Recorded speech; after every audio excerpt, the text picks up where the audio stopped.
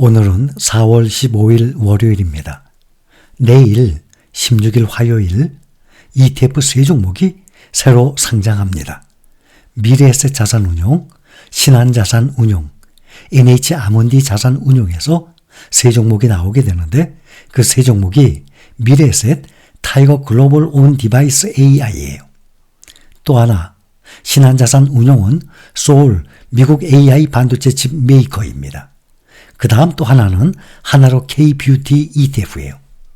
이 중에서 두 종목을 소개를 하려고 합니다.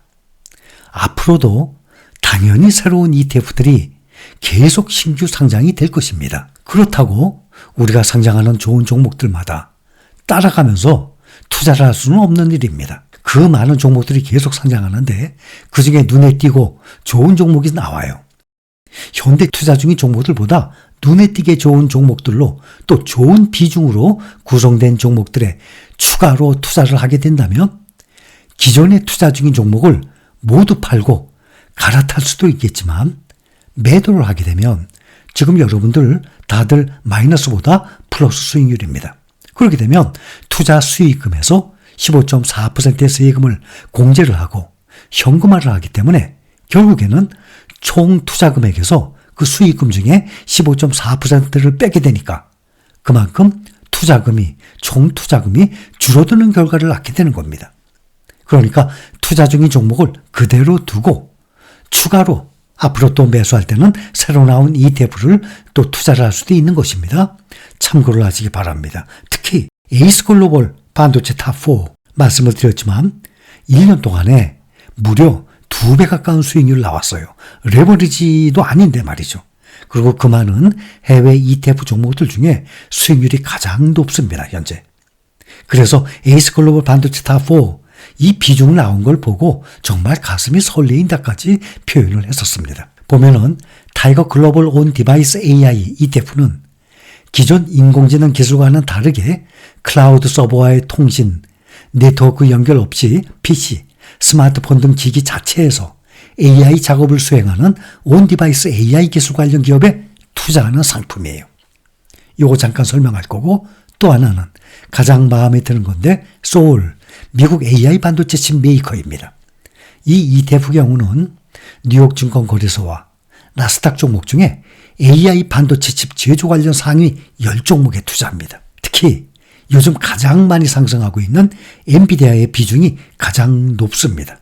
현재 그동안 나온 종목들 중에 가장 높아요. 그래서 최근에 AI 생태계 선점을 위한 반도체 칩 메이커들의 경쟁이 가속화되고 있고 이에 따라서 투자 대상을 반도체 소재, 파운드리, 장비업체 등을 배제하고 팹리스 디자인 업체를 포함한 AI 관련 칩 메이커로 집중을 했다는 것이 특징입니다.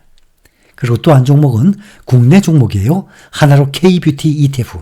이것은 화장품, 피부 미용 등 성장성이 기대되는 국내 뷰티 산업에 투자하는 상품입니다.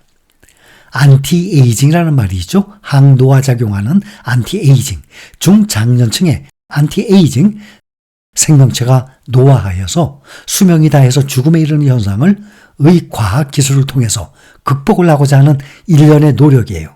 그게 인체의 노화를 지연시키거나 멈춰서 현상 유지하거나 혹은 역전시켜서 젊은 상태로 되돌린다는 개념입니다. 한마디로 노화를 극복하는 일이에요. 그래서 이 세 종목이 나왔는데 하나로 K-뷰티 ETF는 국내 화장품, 피부 미용 이런 종목에 투자하는 종목이고 또 우리는 국내 이 시장이 아니라 세계 1등 시장 미국에 투자를 하고 있기 때문에 소울, 미국 AI 반도체 칩 메이커 이걸 한번 봅니다.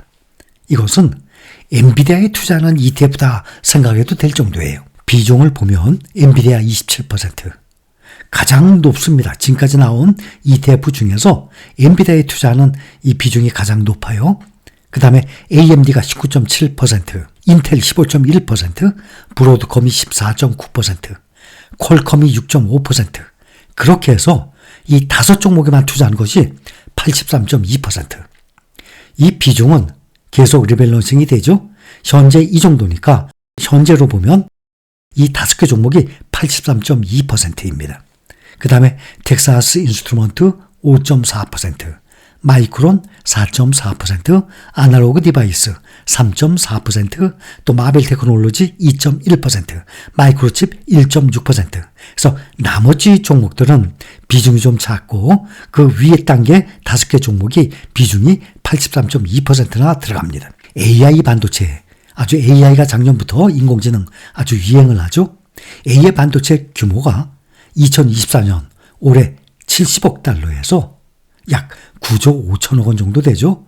2030년에는 1,400억 달러, 9조 5천억에서 약 190조로 20배 이상 성장할 것으로 전망을 하고 있습니다. 그러니 우리는 그동안처럼 필라델피아 반도체 ETF에 꾸준히 투자를 한다면 미래 이 성장 규모, 이 수익률을 함께 얻을 수 있는 것입니다. 우리가 투자하는 미국 시장에서 반도체는 투자를 안 할 수가 없습니다. 또 수익률도 가장 높게 나오고 있습니다. 그런데 이 메모리 반도체 시장은 우리나라의 삼성전자와 SK하이닉스가 세계 1등, 2등, 미국의 마이크론이 세계 3등이에요. 메모리 반도체.